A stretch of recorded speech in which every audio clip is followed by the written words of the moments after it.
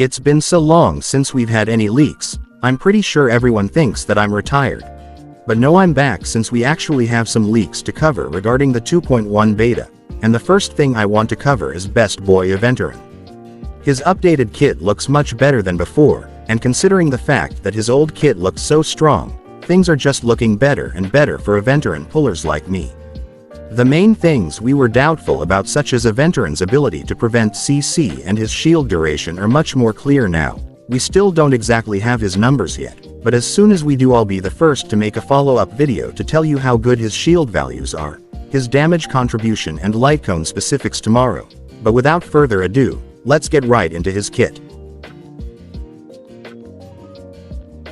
Now that this boring intro is over, I want to quickly talk about a giveaway I'm hosting. I recently hit 5,000 subscribers and then I kinda hit 6,000 after, so I'm giving away a ton of express passes in my Discord server, which is linked in the description. But with that out of the way, let's actually get started. Starting with Aventurine's skill, this gives a stackable shield to all allies, scaling on Aventurine's defense stat. It also has a separate gambling mechanic which allows allies to draw between one of 4 cards, one of the suits being Spade, which is the good one. This gives the ally an increased shield and stays until it either expires or breaks.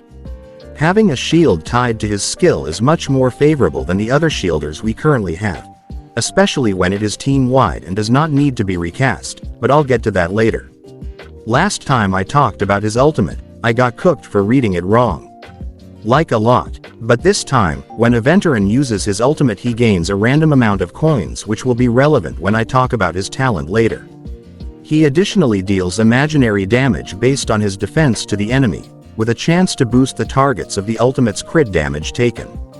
Think of this as similar to Topaz's light cone, where it counts as a debuff to the enemy and makes them take a fixed amount of crit damage per attack. His competition in terms of crit damage buffing is Fuxuan's incredible 12 crit rate buff, so this will probably end up being over 40 crit damage at the minimum. His ultimate also gets affected by this crit damage buff, which means it should be hitting pretty hard.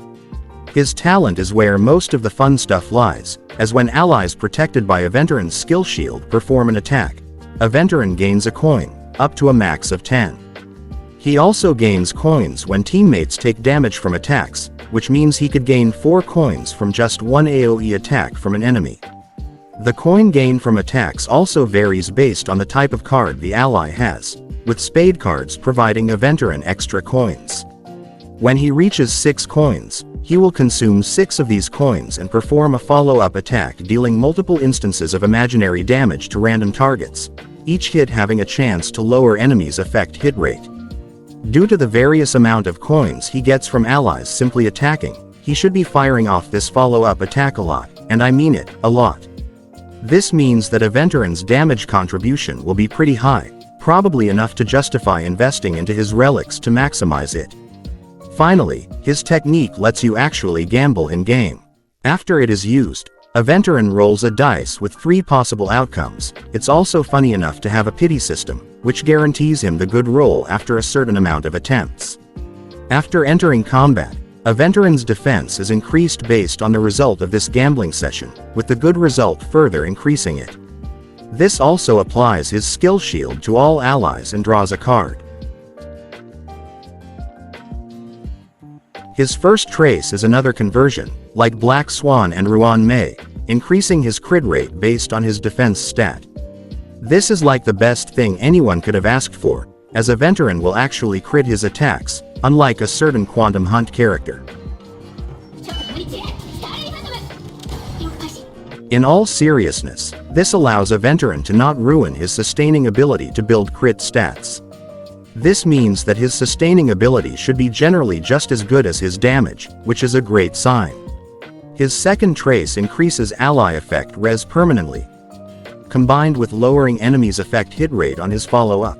This basically means that enemies have to gamble whenever they want to apply a debuff to an ally, which I find pretty funny. I think this is actually better than Fuxuan's CC prevention, as instead of a one-time use, this is a permanent effect and it will always help minimize CC. His final trace further makes his follow-up do more effects. When Aventurine uses his follow-up, it stacks the shield for all allies, and an additional amount to the ally with the least shield. It additionally increases the duration, with it being boosted more if Aventurine is also shielded. Finally, it lets all allies without a card pull 1. This is a lot to digest, but the TLDR is that Aventurine never really has to consume a skill point. This is because his technique provides his skill shield, and his follow-up empowers and refreshes this shield consistently. I think after today we have to retire Luocha. They literally took every aspect of his kit and handed it out to the other sustains. But anyways, Aventurine's base kit looks pretty amazing to me. He's a damage dealer, buffer, shielder that also consumes no skill points and makes getting debuffed a challenge. I think his kit straight up just looks way better than all the current sustains in pretty much every way. He does have less buffing ability than Huohuo, but not consuming any skill points is a fair trade-off in my opinion. Aventurine's eidolons are also pretty strong too. His E1 boosts all allies crit damage by a certain amount, similar to Fushuan's E1, but the effect of this crit damage boost is further amplified if the character has a spades suit. His E2 increases the amount of follow-ups Aventurine can do and additionally increases his defense. His E4 is the exact same as it was before, dealing a follow-up after Aventurine basic attacks dealing damage based on the total shield value of all allies. And his E6 increases his damage dealt based on the amount of allies who are shielded. Overall, Aventurine looks like a really strong character, with him doing a little bit of everything. I am super interested to see how he changes over beta, and I'm even more interested to see people angry that they ran out of technique points gambling. There's not much to particularly nitpick here, as the main problem he had before was the lack of CC resistance, now that he has a way to counter it, by making the enemies gamble of course. I see no reason to think that he won't end up super strong on release, and I'm pretty excited to see his animations. But yeah, that's all from me.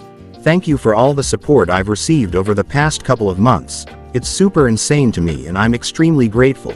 When 2.1 rolls around, I'll probably give out even more express passes and maybe even a 100 pack, but we'll see. Don't forget to join the Discord. But I'm out.